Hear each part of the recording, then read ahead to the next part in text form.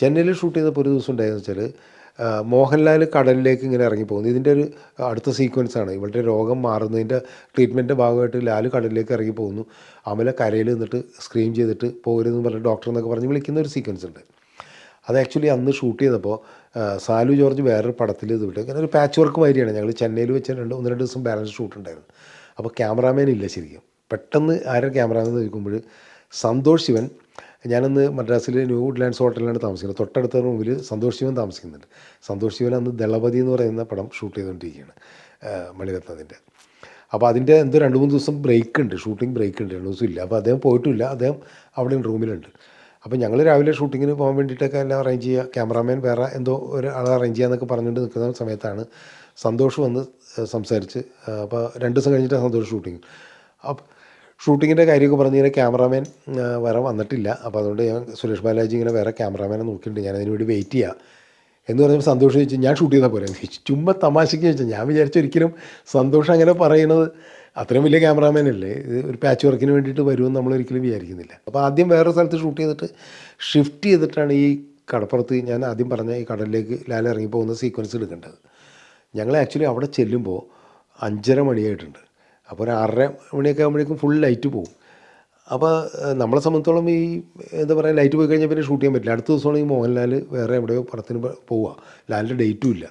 ആകെ ടെൻഷനായി, ഇത് എങ്ങനെ ഷൂട്ട് ചെയ്യും, വലിയ സീക്വൻസുമാണ്.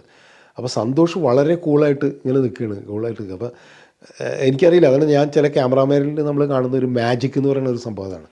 സന്തോഷ് പറഞ്ഞു ഡോണ്ട് വറി, എന്തിനാണ് ടെൻഷൻ അടിക്കുന്നത് എന്ന് പറഞ്ഞിട്ട് എന്നെ ആശ്വസിപ്പിക്കുകയുള്ളേ, ലൈറ്റൊന്നും പോകില്ല നമ്മൾ ഷൂട്ട് ചെയ്യുമെന്ന് പറഞ്ഞു. ഈ മനുഷ്യൻ 7 മണി വരെ ഷോട്ട് എടുത്തുകൊണ്ടിരിക്കുന്നുണ്ട്, ലൈറ്റേ ഇല്ല. ഇന്നൊക്കെയാണ് നമ്മൾ ഡിജിറ്റൽ ക്യാമറയിലൊക്കെ വളരെ ഈസി ആയിട്ട് നമുക്കത് ചെയ്യണം. അന്നൊക്കെ ക്യാമറയുടെ ലെൻസ് നമുക്കറിയാം, അതുമായിട്ട് ബന്ധപ്പെട്ട ആൾക്കാർക്ക് അറിയാം, ടെക്നിക്കൽ സൈഡിൽ അത്രയും ഫുൾ ഓപ്പൺ ചെയ്ത് കഴിഞ്ഞാലും അത്രയും ഇത് വന്നു കഴിഞ്ഞാൽ മാത്രമേ എക്സ്പോസ് ആവുള്ളൂ. ഫിലിമിലല്ല ഷൂട്ട് ചെയ്യണം. പക്ഷേ 2 സ്റ്റോപ്പ് അണ്ടറായിട്ട് അത് ഷൂട്ട് ചെയ്യണം. അത് സന്തോഷം പറഞ്ഞാൽ അത് ഗ്രേഡിങ്ങിൽ നോക്കും, സാലുവിനോട് പറഞ്ഞാൽ മതി. 2 സ്റ്റോപ്പ് അണ്ടറായിട്ട്. അന്ന് ഫിലിമിലൊന്നും ഷൂട്ട് ചെയ്യുമ്പോൾ അങ്ങനെ ആരും ചെയ്യാറില്ല. ഇപ്പോൾ അതിൻ്റെ ടെക്നിക്കൽ സൈഡ് നമുക്ക് ഡിജിറ്റലായി കഴിഞ്ഞപ്പോൾ അത് മാറിയിട്ടുണ്ട്. പക്ഷെ അങ്ങനെ ലൈറ്റ് ഇല്ലാതെ ഷൂട്ട് ചെയ്ത ഒരു സീക്വൻസാണ്. ഇത്രയും ഫാസ്റ്റായിട്ട് ഞാൻ വേറൊരു പടത്തിന് ഷൂട്ട് ചെയ്തിട്ടില്ല. ആ ഒരു മണിക്കൂറിനുള്ളിൽ എത്രയോ ഷോട്ടുകൾ എടുത്ത് അതിമനോഹരമായിട്ട് അത് ഷൂട്ട് ചെയ്യാൻ പറ്റിയെന്നുള്ളതാണ്. അപ്പോൾ അങ്ങനെ സന്തോഷ് ശിവനായിട്ടും ആ സിനിമയിൽ വർക്ക് ചെയ്തെന്നുള്ളത് എൻ്റെ ഒരു എക്സ്പീരിയൻസ് ഞാൻ പറഞ്ഞതാണ്. അതിലേറ്റവും പ്രധാനപ്പെട്ട മറ്റൊരു കാര്യം പറയേണ്ടതെന്ന് വെച്ച് കഴിഞ്ഞെങ്കിൽ, ആ സിനിമ തുടങ്ങുമ്പോൾ ഒരു സീക്വൻസ് ഉണ്ട്. സിനിമ കണ്ടിട്ടുള്ളവർക്കറിയാം, ടൈറ്റിലിൽ ഒരു ടണലിൻ്റെ അകത്ത് കൂടി, ഒരു ഗുഹമാതിരിയുള്ള സ്ഥലത്തേക്ക് കൂടി പോകുന്ന, ക്യാമറയും കൊണ്ട് പോകുന്ന ഒരു സംഭവമുണ്ട്. അപ്പോൾ ഞാനിങ്ങനെ ഒരു ഐഡിയ പറഞ്ഞു, അപ്പോൾ സാലുവിൻ്റെ അടുത്തും പറഞ്ഞു, അപ്പോൾ നമുക്ക് ഒരു ലൊക്കേഷനും വേണം. അപ്പോൾ ഇങ്ങനെ സുരേഷ് ബാലാജി അതിനായിട്ട് ബന്ധപ്പെട്ട് ഇങ്ങനെ പലയിടത്തൊക്കെ അന്വേഷിച്ച് കഴിഞ്ഞപ്പോൾ നാഗർകോവിലിൽ മുട്ടം എന്ന് പറയുന്നൊരു സ്ഥലമുണ്ട്. അതൊരു തമിഴ് പടം ഷൂട്ട് ചെയ്തിട്ടുണ്ട് അവിടെ, ഭാരതിരാജയുടെ. അതിലിതേപോലെ ഇങ്ങനെ ചെങ്കല്ലിൻ്റെ ഒരു ഇടുങ്ങിയ വഴിയാണ്, അതിലേക്കൂടി ക്യാമറയൊക്കെ പോകുമെന്ന് അറിയില്ല. അങ്ങനത്തെ ഒരു സ്ഥലത്ത് അവർ ഒരു സോങ്ങിൻ്റെ എന്തോ ഷോട്ട് എടുത്ത കാര്യം പറഞ്ഞു. അത് ഞങ്ങളിങ്ങനെ അതിൻ്റെ റഷസ് അവിടെ പ്രസാദ് സ്റ്റുഡിയോയിലുണ്ടെന്ന് പറഞ്ഞിട്ട് നമ്മൾ സുരേഷ് ബാലാജിക്ക് അത്ര അടുപ്പമുള്ളതുകൊണ്ട് ഞങ്ങളവിടെ പോയിട്ട് അതിൻ്റെ റഷസ് ലാബിൽ നിന്ന് കണ്ടു. അപ്പോൾ ഞാൻ മനസ്സിൽ ഉദ്ദേശിച്ച മാതിരി ഒരു ഇടുങ്ങിയൊരു പാസേജാണത്. അപ്പോൾ നമുക്ക് ഈ സ്ഥലം പോയി നോക്കാമെന്ന് പറഞ്ഞ് ഞങ്ങൾ ആ സ്ഥലത്ത് പോയി. അപ്പോൾ ആർട്ടിസ്റ്റൊന്നുമില്ല, നമ്മൾ അതിൻ്റെ ടൈറ്റിൽ വരുന്ന സാധനമാണ്.